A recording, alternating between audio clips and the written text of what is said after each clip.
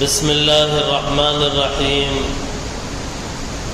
هو الذي بعث في الأميين رسولا منهم يتلو عليهم آياته ويزكيهم ويعلمهم الكتاب والحكمة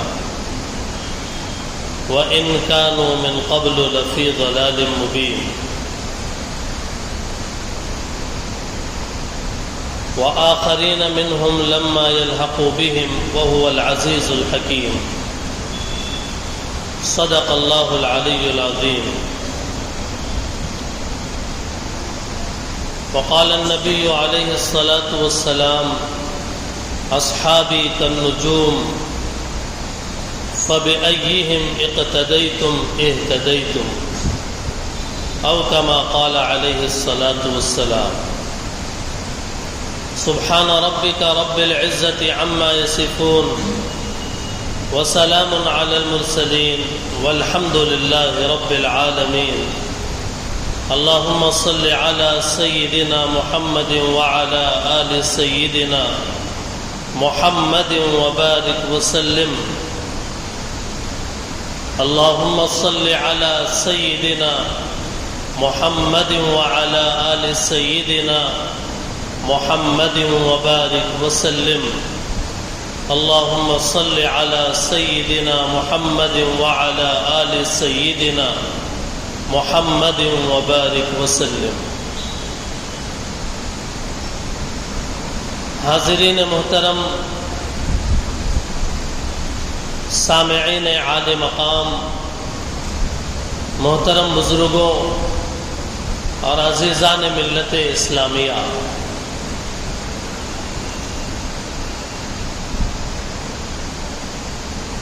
آج کے جمعے میں حضرت سید التابعین سیدنا ابو حنیفہ نعمان ابن ثابت رحمہ اللہ کے سیرت کے عنوان پر بات کرنے کا اعلان پہلے ہوا تھا.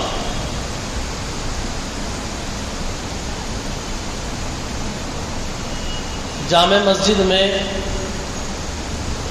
ربیع الاول کے جمعوں سے ایک سلسلہ چل رہا ہے نبی صلی اللہ علیہ وسلم کے سیرت کو بیان کرنے کا. نبی علیہ السلام کے بعد صحابہ کی سیرت اور حالات زندگی کو بیان کرنے کا. صحابہ اکرام کی زندگی کے بعد تابعین، جنہوں نے صحابہ اکرام کو بحالت ایمان دیکھا، انہیں تابعین کہتے ہیں، اس کو بیان کرنے کا ایک سلسلہ چل رہا ہے.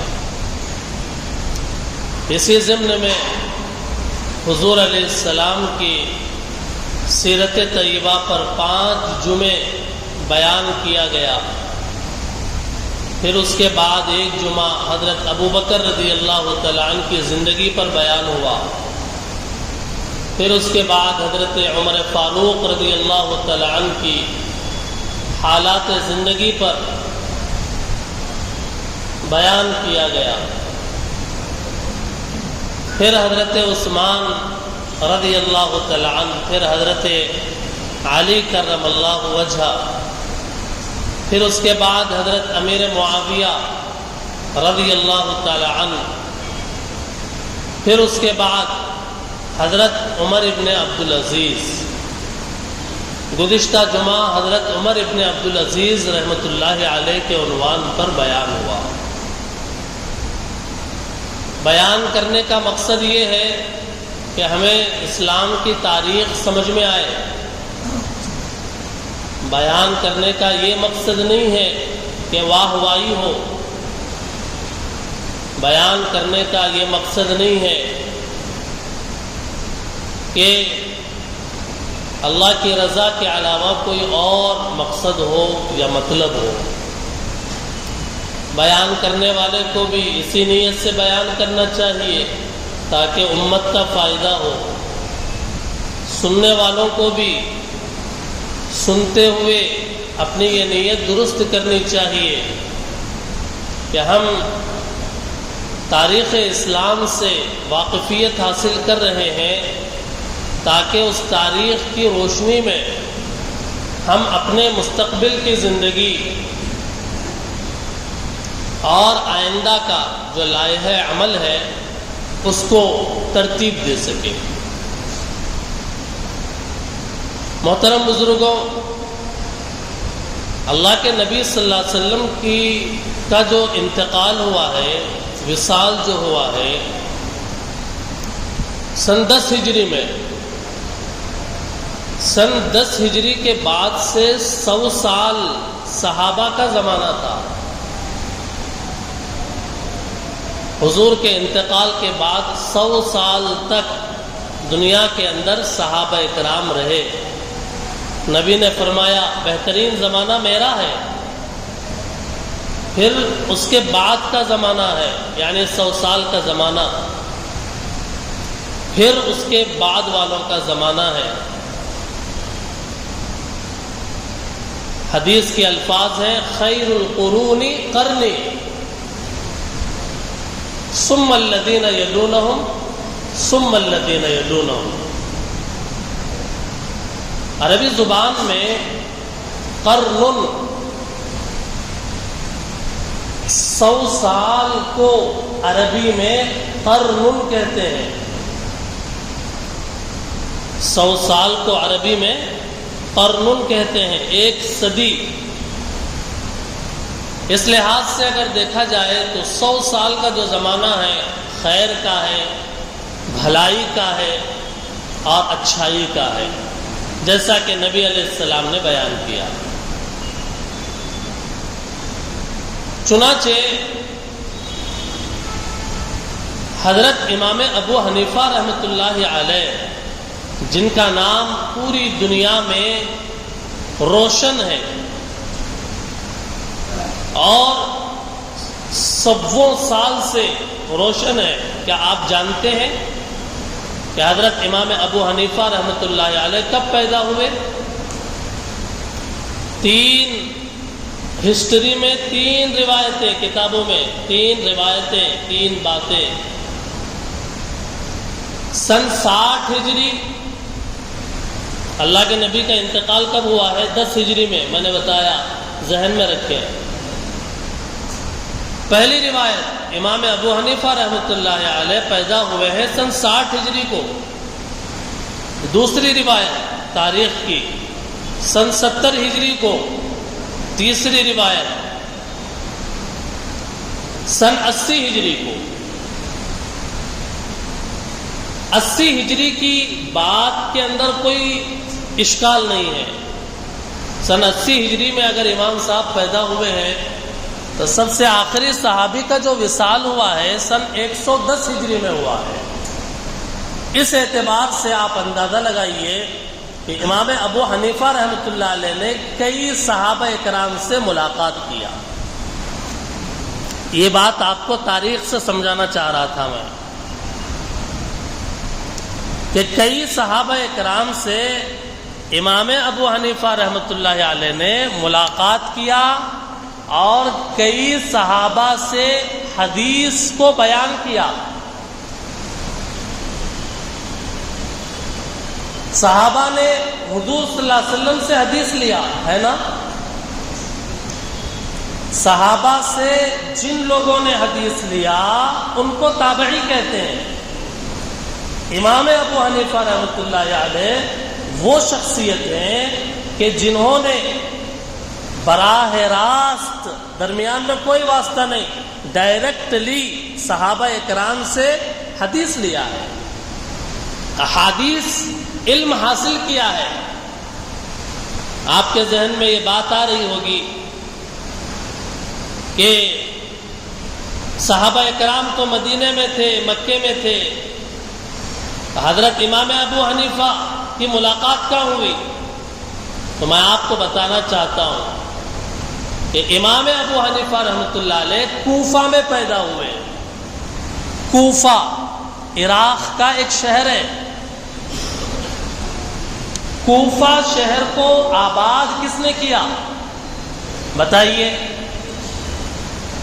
جنہوں نے گزشتہ جمعوں میں ذرا کان لگا کر بات سنی ہوگی وہ یہ جواب دے سکیں گے کہ کوفہ شہر کو آباد کس نے کیا؟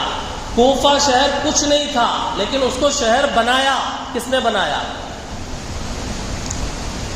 حضرت عمر فاروق رضی اللہ تعالیٰ عنہ. کوفہ شہر کا پورا ڈیزائن حضرت عمر فاروق رضی اللہ تعالیٰ عنہ نے کیا، شہر بنایا، بسایا. عراق کے فتح ہونے کے بعد پورا شہر آباد کر کے اپنے ایک ساتھی عبداللہ ابن مسعود رضی اللہ تعالیٰ عنہ کو کوفہ شہر میں عالم کی حیثیت سے بھیجا. عالم کی حیثیت سے کوفہ شہر کے اندر بھیجا. اور حضرت عمر رضی اللہ تعالیٰ عنہ نے فرمایا، اے کوفہ والوں، ابن مسعود کی مجھے زیادہ ضرورت ہے تمہارے مقابلے میں، لیکن اس کے باوجود میں تمہاری طرف عبداللہ ابن مسعود کو بھیج رہا ہوں، ان سے علم حاصل کرو. کوفے کے اندر بھیجا ہے حضرت عبداللہ ابن مسعود رضی اللہ تعالیٰ عنہ کو. حضرت عبداللہ ابن مسعود رضی اللہ تعالیٰ عنہ حضرت عمر رضی اللہ تعالیٰ عنہ کے دور میں آئے، حضرت عثمان اور حضرت علی رضی اللہ تعالیٰ عنہ کے دور تک تقریباً کئی سالوں تک جو محنت کیا ہے، پورے کوفہ شہر کو علماء سے، عالموں سے اور حدیث کے علم والوں سے بھر دیا. حتیٰ کہ جب حضرت عثمان غنی رضی اللہ تعالیٰ عنہ کو شہید کیا گیا، آپ بہت غور سے سنیے میری بات، حضرت عثمان غنی رضی اللہ تعالیٰ عنہ کو جب شہید کیا گیا تو حضرت علی رضی اللہ تعالیٰ عنہ نے سوچا کہ یہ مصر کے غنڈے، یہ عراق کے اوباش جو آ کر حضرت عثمان کو قتل کر رہے ہیں مدینے میں، حرم نبوی میں، نبی کے شہر میں، اگر معاملہ ایسا ہی رہا تو نبی کا شہر خون سے رنگین ہو جائے گا، یہاں پر قتل و قتال ہوگا. اس لیے حضرت علی رضی اللہ تعالیٰ عنہ نے فیصلہ کیا کہ اب اسلامی کیپٹل، اسلامی دارالحکومت مدینہ نہیں بلکہ کوفہ بنایا تاکہ کچھ ہنگامہ آرائی ہو، اللہ کے نبی کے شہر کی بے حرمتی نہ ہو. بات سمجھیے، کوفہ کو پورے اسلام کا کیپٹل بنایا، دارالخلافہ بنایا، اور پھر وہاں سے فیصلے صادر کیے. تو آپ اندازہ لگائیے، حضرت علی رضی اللہ تعالیٰ عنہ کے دور میں گویا دارالخلافہ، جیسے پورے انڈیا میں دلی کا کیا مقام ہے؟ راجدھانی ہے نا. ایسے پوری اسلامی خلافت اور مملکت میں حضرت علی رضی اللہ تعالیٰ عنہ نے کوفہ کو کیپٹل بنایا اور دارالخلافہ بنایا. وہیں پہ ابن مسعود تھے اور وہیں پر ابو حنیفہ رحمۃ اللہ علیہ پیدا ہوئے. آپ کا جو خاندان ہے وہ فارسی نسل کا ہے، آپ فارسی النسل ہے. آپ کے والد کا نام ثابت ہے. آپ کے دادا، جب آپ کے والد پیدا ہوئے ثابت، تو آپ کے دادا زوتی جن کا نام ہے، انہوں نے امام ابو حنیفہ کے والد کو، ثابت کو ہاتھ میں اٹھا کر حضرت علی رضی اللہ تعالیٰ عنہ کے پاس لائے کوفہ میں، اور لا کر کہا کہ میرے اس بچے کے لیے دعا فرما دیجئے.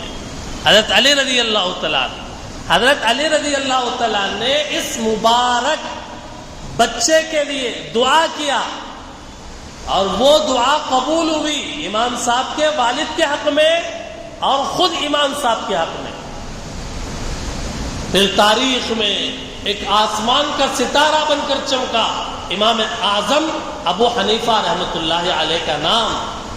پوری دنیا میں، پورے ورلڈ میں جتنے امام ابو حنیفہ رحمۃ اللہ علیہ کے قرآن اور حدیث کو جو مطلب انہوں نے صحابہ سے لے کر امت تک پہنچایا ہے، پوری دنیا میں اس وقت بھی جتنے ماننے والے ہیں وہ بے حد ہے، اور 3/3 میں 2/3 سے زیادہ ہے۔ میں سوچ رہا ہوں کہ آپ کو یہ باتیں بہت آسان انداز میں بتا سکوں۔ دعا کریں کہ اللہ تعالی ہمیں صحیح فہم نصیب فرمائے۔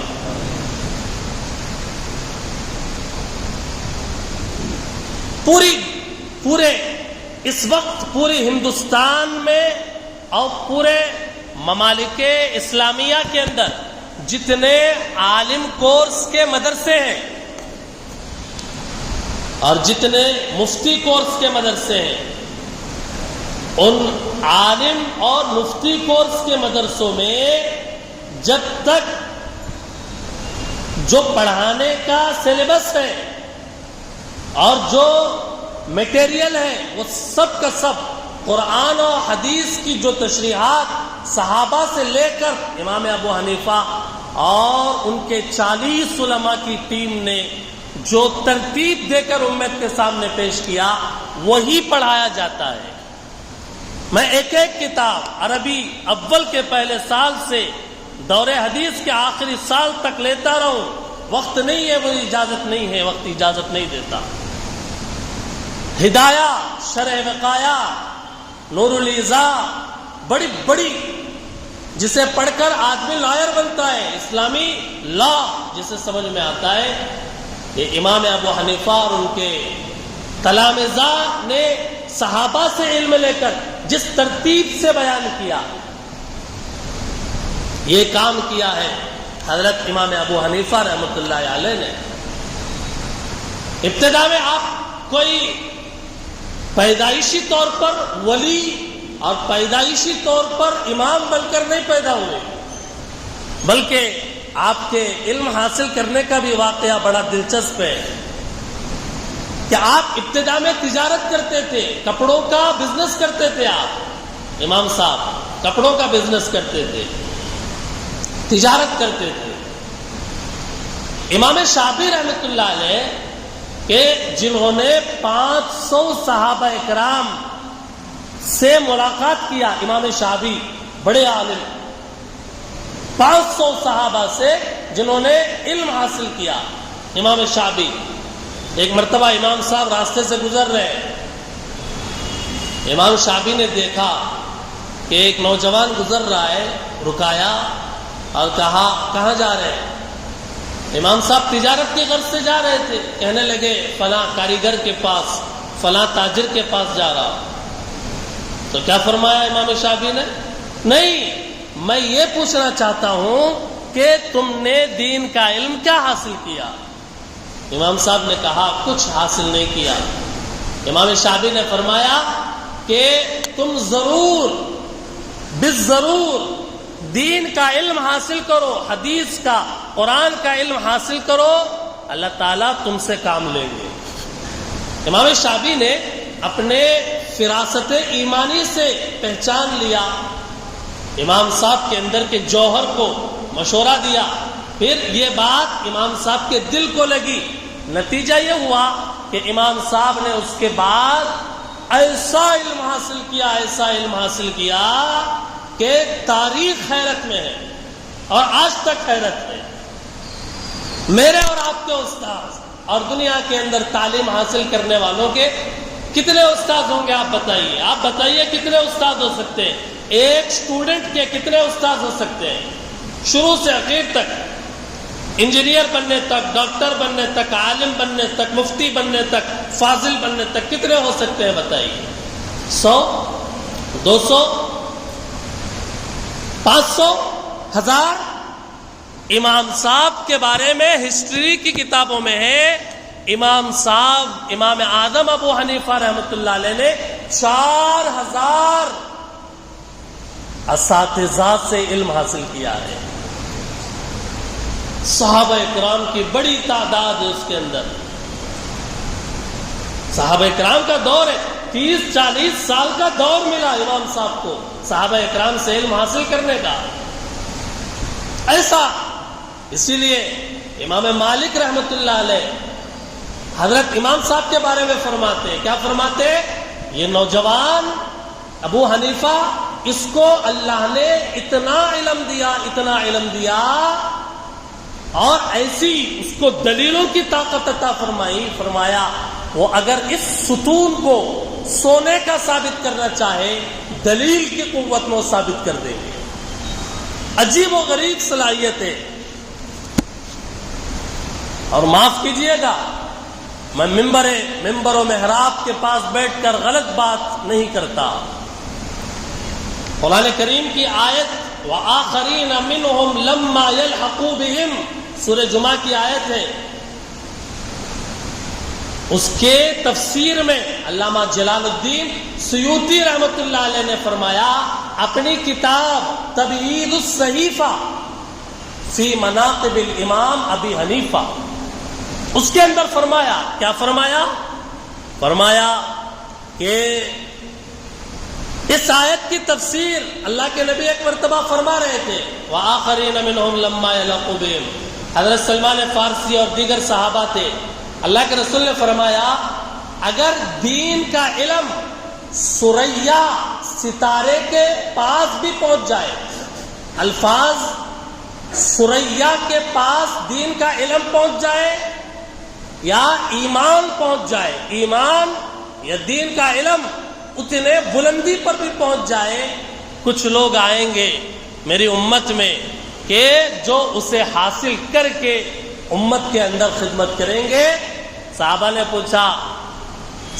پوچھا اللہ کے نبی کس کے بارے میں آپ بتا رہے ہیں؟ سلمان فارسی رضی اللہ تعالیٰ عنہ بازو میں تھے، آپ کے کاندھے پر، حضرت سلمان فارسی کے کاندھے پر ہاتھ رکھ کر کہا اس کے نسل کے لوگ، اس کے نسل کے لوگ۔ علامہ جلال الدین سیوطی فرماتے کہ محدثین نے کہا ہے کہ اس روایت کے اندر امام صاحب کی بشارت ہے، امام اعظم ابو حنیفہ رحمۃ اللہ علیہ کی، کہ جنہوں نے دین کو اس انداز میں امت کے سامنے پیش کیا کہ کوفہ جیسے شہر کے اندر رہ کر آپ نے صحابہ اکرام سے علم دین حاصل کیا۔ میں نے کہا آپ تابعی تھے، آپ کے تابعیت کے اندر کوئی شک نہیں ہے۔ کوفہ ایک مشہور شہر اور مرکز تھا علوم و فنون کا، اور علوم کا گویا کہ آپ کے اساتذہ میں امام اعظم ابو حنیفہ رحمۃ اللہ علیہ کے استاذ تھے حضرت شیخ حماد۔ حضرت شیخ حماد جو ہیں ان کے دو بڑے استاد گزرے ہیں، ایک عبداللہ ابن مسعود اور ایک حضرت انس ابن مالک۔ حضرت عبداللہ ابن مسعود کوفے میں اور حضرت انس ابن مالک بصرے میں تھے۔ یہ دونوں صحابہ کرام شیخ حماد پر انتہائی اعتماد کرتے تھے اور انہوں نے علم حاصل کیا، اور امام اعظم ابو حنیفہ رحمۃ اللہ علیہ نے اپنے استاذ حماد کی خدمت میں 1-2 سال نہیں 18 سال علم حاصل کیا۔ صحابہ کے خود بھی شاگرد تھے اور جو صحابہ کے شاگرد تھے ان سے گویا کہ امام اعظم ابو حنیفہ رحمت اللہ علیہ نے علوم حاصل کیا۔ اب ایک طویل بحث ہے، میں اس بحث میں نہیں جا رہا ہوں۔ ایک ہے قرآن کا علم اور ایک ہے حدیث کا علم۔ قرآن کے علم کو علم التفسیر کہا جاتا ہے، حدیث کے علم کو علم الحدیث کہا جاتا ہے۔ یہ دونوں کو ملا کر، یہ دونوں قرآن اور حدیث کو سامنے رکھ کر اس کے مسائل کو الگ الگ کرنا، جیسے قرآن و حدیث میں نماز کا حکم ہے، جی قرآن اور حدیث کے اندر حج کا حکم ہے، قرآن اور حدیث کے اندر عید کے مسائل ہیں، قرآن اور حدیث کے اندر اس کے مسائل ہیں۔ اب یہ قرآن اور حدیث میں غور کر کے مسائل کو الگ الگ ترتیب دینے کا کام امام اعظم ابو حنیفہ رحمۃ اللہ علیہ نے کیا ہے۔ اس لیے آپ کو قرآن میں مستقل کتاب، نماز کے کتاب کہہ کر کوئی سبجیکٹ الگ کر کے نہیں ملے گا، بلکہ نماز کا حکم آئے گا، زکوٰۃ کا آئے گا، حج کا آئے گا، پورا گویا کہ کور کیا جائے گا قرآن میں۔ اسی کو کہتے ہیں قرآن اور حدیث کو سامنے رکھ کر جو مسائل بیان کیے جائیں اس کا نام فقہ ہے. اس کا نام کیا ہے؟ فقہ. بات سمجھ میں آئی؟ ایک ہے قرآن کا علم اور ایک ہے حدیث کا علم، اور تیسرے ہے قرآن اور حدیث میں غور کر کے مسائل الگ الگ بیان کیے جائیں، اس کو کہتے ہیں فقہ کا علم. اور ایسا کرنے والے کو فقیہ کہتے ہیں. امام بخاری رحمۃ اللہ علیہ کے استاذ غالباً عبداللہ ابن مبارک رحمۃ اللہ علیہ فرماتے کہ فقہ کے معاملے میں امام اعظم ابو حنیفہ بڑے اعلیٰ درجے پر ہیں. محترم بزرگوں اور دوستوں، باتیں تو کئی ہیں اور بڑی گہرائی کی ہیں اور بڑے سمجھنے کی ہیں. اس سلسلے میں عربی کی کتابوں کی ہی آپ کی میں رہنمائی کروں گا جو ایک لمبی تاریخ میں لکھی گئی ہیں امام صاحب کے بارے میں. فارسی کی کتابیں جو امام صاحب کے بارے میں لکھی ہوئی ہے اس کی بھی آپ کو رہنمائی کروں گا. اردو کی کتابیں جو امام صاحب کے بارے میں لکھی ہوئی ہے اس کی بھی رہنمائی کروں گا. باتیں تو بہت ہے، کہنے کی بات یہ ہے کہ امام صاحب رحمۃ اللہ علیہ، امام اعظم ابو حنیفہ رحمۃ اللہ علیہ، جن کا نام مسجد نبوی کے ستون پر بھی لکھا ہوا ہے. جو حضرات حج یا عمرے پر گئے ہیں مدینے میں، مسجد نبوی کے اندر جو حضرات جنہوں نے غور کیا ہوگا کہ مسجد نبوی کے پلروں اور ستونوں پر مختلف صحابہ کرام کے نام ہے، اور اسی کے ساتھ ساتھ تابعی امام اعظم ابو حنیفہ النعمان کا نام بھی لکھا ہوا ہے، عرب اور عجم کے اندر جن کو مقبولیت ملی ہے. امام اعظم ابو حنیفہ رحمۃ اللہ علیہ ہمارے لیے ایک عالم بھی ہے، ایک محدث بھی ہے، ایک فقیہ بھی ہے. بے شمار مثالیں ہیں اور بے شمار مشکل مسائل ہیں کہ جس کے اندر انہوں نے امت کی رہنمائی کی ہے.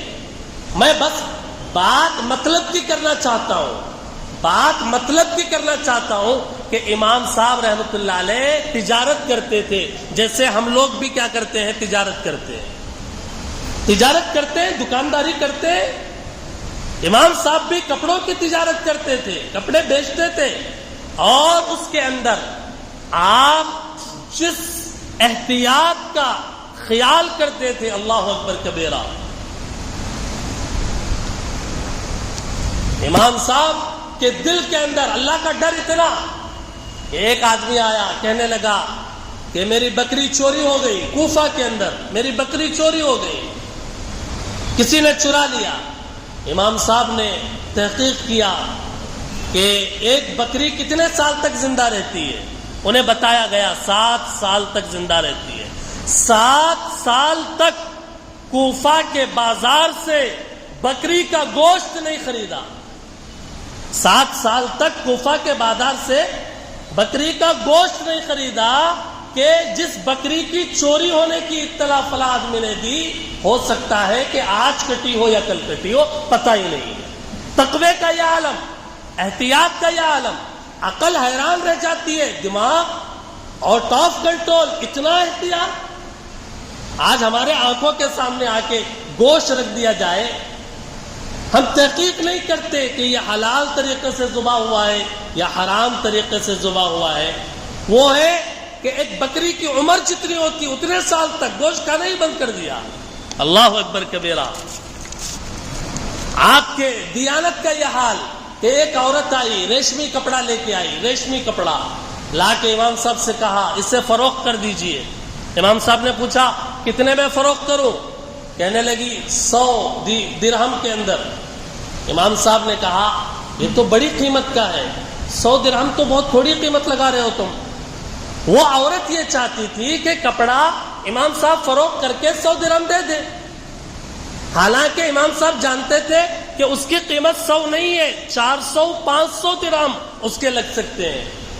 آج کل کا اگر کوئی تاجر ہوتا، اللہ ماشاء اللہ کوئی تاجر ہوتا اور کسی کے پاس لا کر کوئی ہیرا، کوئی سونے کی چیز دیتا اور کم قیمت مانگتا، اور تاجر دیکھ لیتا کہ بھئی اس کی بہت قیمت بنے گی.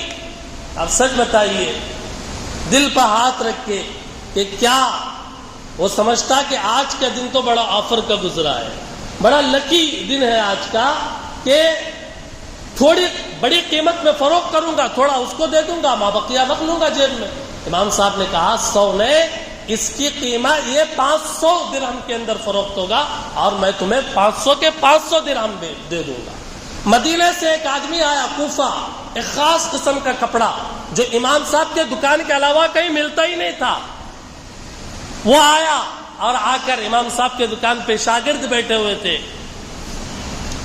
کام کرنے والا بیٹھا ہوا تھا. وہ پوچھا کہ کتنے کا یہ کپڑا ہے؟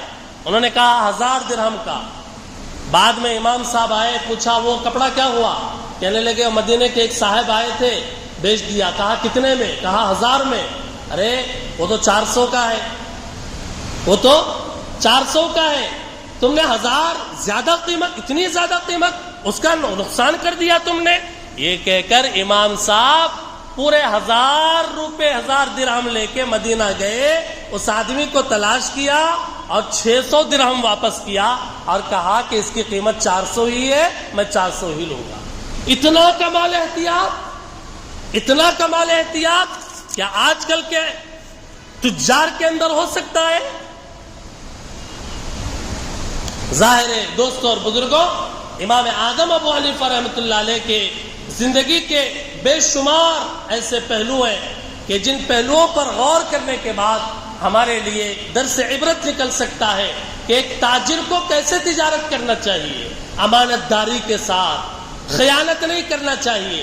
ایک تاجر کو کیسے تجارت کرنا چاہیے, سچائی کے ساتھ, جھوٹ کے ساتھ نہیں. ایک تاجر کو کیسے تجارت کرنا چاہیے, دھوکہ دہی کے ساتھ نہیں. اگر بیچے جانے والے سامان کے اندر اگر کوئی عیب ہے, امام صاحب اس وقت تک اسے نہیں بیچتے تھے جب تک کہ وہ عیب اس کو بتاتے نہیں تھے. اسی لیے کہا ہے التاجر الصدوق الامین مع النبیین والصدیقین والصالحین, کہ قیامت کے دن سچ بولنے والا تاجر, امانت دار تاجر, دیانت دار تاجر, وہ نبیوں کے ساتھ, صدیقین کے ساتھ, شہداء کے ساتھ ہوگا. اس لیے آئیے ارادہ کرتے ہیں ہم بھی کہ ہم بھی اپنے تجارت کے اندر خیانت نہیں کریں گے. آئیے ارادہ کرتے ہیں ہم بھی اپنے تجارت میں دھوکہ نہیں دیں گے. آئیے ارادہ کرتے ہیں ہم بھی کہ ہم اپنے تجارت کے اندر صدق اور خلوص اور الہیت اور خدمت خلق کا جذبہ رکھتے ہوئے تجارت کریں گے, اور سچائی کے ساتھ, امانت داری کے ساتھ, وفا کے ساتھ جو تجارت کیا جائے گا اس کے 1 روپے میں کروڑوں روپے کی برکت اللہ ڈال دیتے ہیں. اللہ سمجھنے کی اور عمل کرنے کی توفیق عطا فرمائے. وآخر دعوانا ان الحمد للہ رب العالمین. سنت پڑھ